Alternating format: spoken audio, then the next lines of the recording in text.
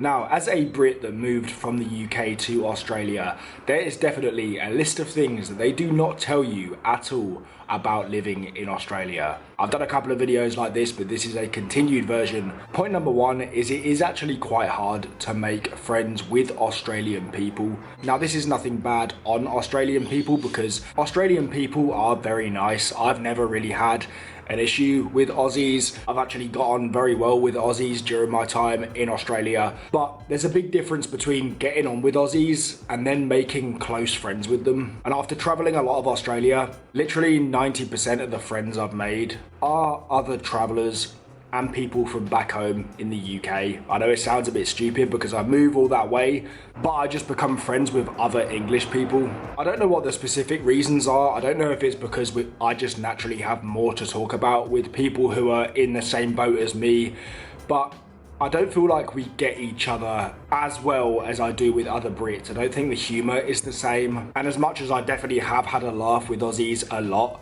I don't feel like it's the same connection as when I speak to other Brits, where I feel like you've just instantly got so much to talk about. I haven't really met any close Australian friends, and to be honest, I did expect to. Point number two is you will work so much harder than you expect in Australia. Now, I feel like when I pictured moving to Australia, I didn't really picture the work side of it. I kind of thought about just sitting on a beach every day, living that chilled out Australian lifestyle, basically it being like a holiday. But the reality is when you move to Australia, if you want to afford rent, food, activities, and also save money on top of that, you do have to work pretty hard. And during certain periods in Australia, I have sometimes worked like 5-6 days a week to really save my money. And during them periods, you don't actually get to experience too much of the Australian lifestyle. Of course you do on your days off and when you travel, but I don't think people realise how hard you have to work still in Australia when you move. Just because you've moved to a new country, it's not just a constant holiday, and I think that's one thing that I've realised now is they don't really talk about that when you picture this whole move to Australia. You think you're just going to be living the Australian lifestyle the whole time, but in reality, there is periods in Australia where you have to work very hard. Point number three is the birds in Australia will wake you up so early and they're just so loud everywhere you go. Honestly, about 2 or 3 days this week, I've been woken up by like a crow or a raven sat on my balcony.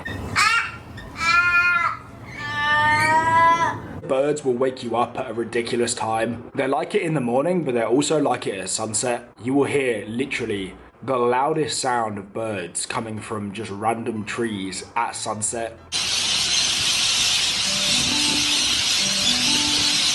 And it is one of the amazing things about living in Australia because the birds and the nature here is insane. But I never expected to be woken up by the craziest bird sounds at like 6 in the morning, especially a big massive crow sat on my balcony. That's not something they talk about when moving to Australia. The next point is that each part of Australia actually feels like a different country. Now, this isn't particularly surprising because Australia is obviously massive. Like, it is literally the size of Europe, so it makes sense that each place feels like a different country, but it's not something I really thought about when I moved to Australia. I kind of thought I didn't really do much research into each place, and I did kind of think that most of Australia is the same. I obviously knew there was the outback and stuff. I knew that existed. Other than that, I didn't really see the variety that there was in Australia, but after traveling a lot of the country, places like Cairns and Darwin literally feel like a completely different country to somewhere like Sydney. And it's the case all over Australia. It literally does feel like you're in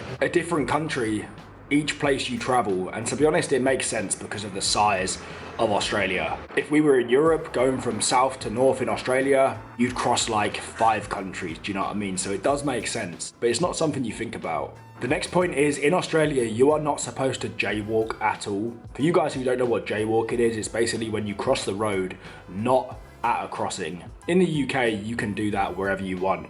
In Australia, that's actually illegal. I didn't even know this was illegal until like a year in, but I've been doing it all the time. This must be the most common law that I break, I'm not gonna lie, because I have no patience for waiting at the lights. But it's actually illegal to cross the road not at a crossing in Australia. I guess I'm lucky I didn't get caught because no one told me that was a thing in Australia. And there I was for the first year, or even now to be honest, I don't really care.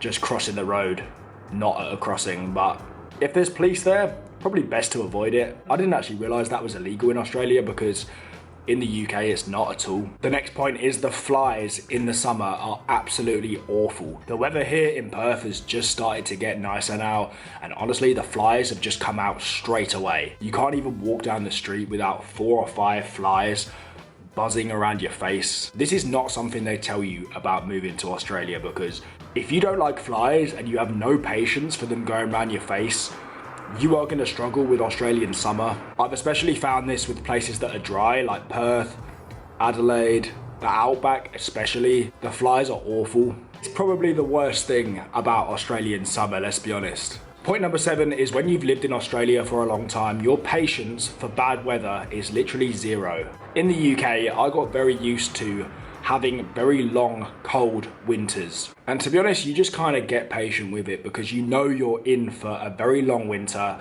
You know it's going to be cold for a while, so you kind of just accept it. But in Australia, you kind of expect the weather to be very nice most of the time. So when you do get like a week of cold weather, especially if it's at like a warm time of year, you have no patience for it at all. That's one thing I've realized living here, and I didn't expect. I thought, yeah, it'd be nice to get some cold weather sometimes. Now I have like no patience for cold weather. If it rains for 1 week, I'm craving the sun. And point number 8 is living in Australia, you do sense a lack of history. I've praised Australian cities so much, how clean they are, how nicely kept they are, how safe they are. Like Australian cities for me are so much nicer than the UK cities. But one thing you don't really get with Australian cities is the history.